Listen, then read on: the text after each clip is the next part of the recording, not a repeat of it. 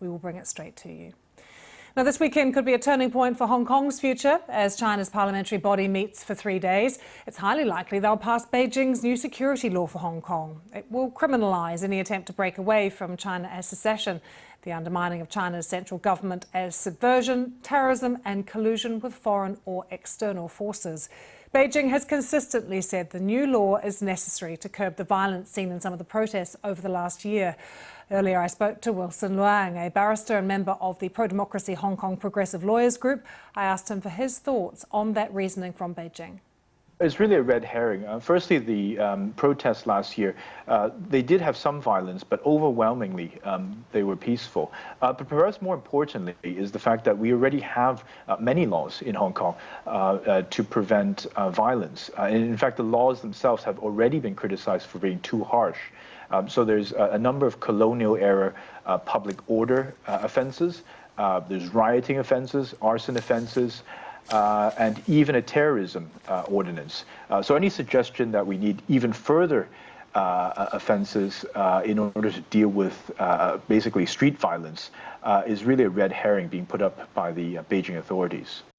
Let's talk now to Andy Mok, who is a senior research fellow at the Centre for China and Globalisation. Andy, could you just respond to that the excuse of violence is a red herring, that there are already quite strong and firm security laws that already exist in Hong Kong to prevent violence?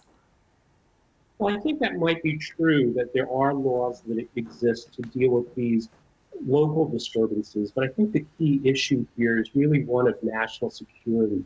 So if we look at the history of Hong Kong, when it was a colony and then a territory of Great Britain, also there were similar structures where issues that were deemed related to national security or of broader significance would also be referred higher up to the UK.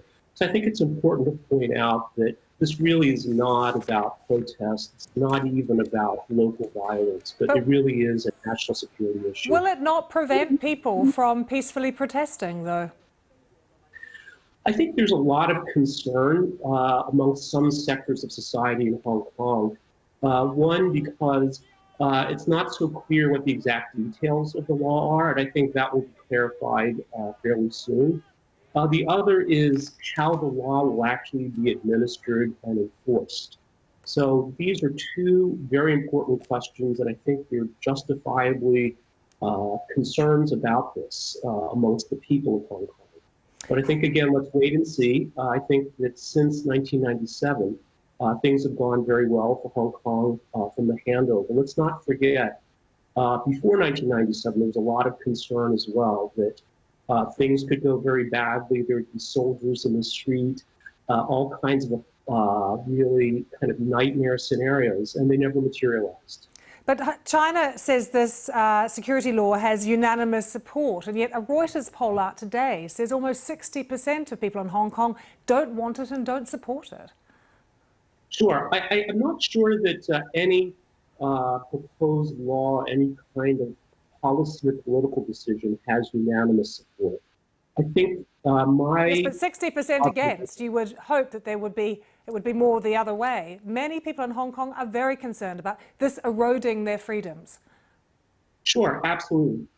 And again, I think that a lot of this concern is legitimate and will be clarified as the law is released and implemented.